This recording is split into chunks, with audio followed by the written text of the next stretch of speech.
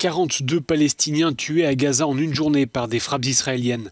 La journée la plus sanglante depuis le début du déclenchement des hostilités entre Israël et le Hamas qui contrôle la bande de Gaza. L'État hébreu justifie ces frappes, assurant viser des cibles liées au Hamas. Côté palestinien, les services de secours indiquent que de nombreux enfants figurent parmi les morts constatés ce dimanche.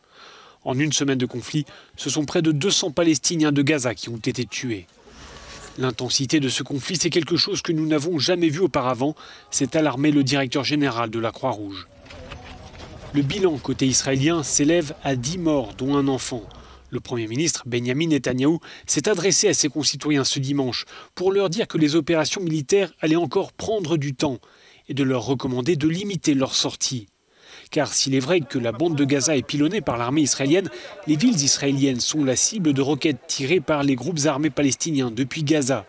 La plupart de ces roquettes sont interceptées par un système antimissile, mais la population de l'État hébreu vit désormais au rythme des sirènes d'alarme. La journée a aussi été marquée par une attaque à la voiture bélier contre une patrouille de police israélienne à Jérusalem-Est. 7 personnes ont été blessées. Les forces de l'ordre ont indiqué avoir neutralisé le conducteur du véhicule, sans plus de précision.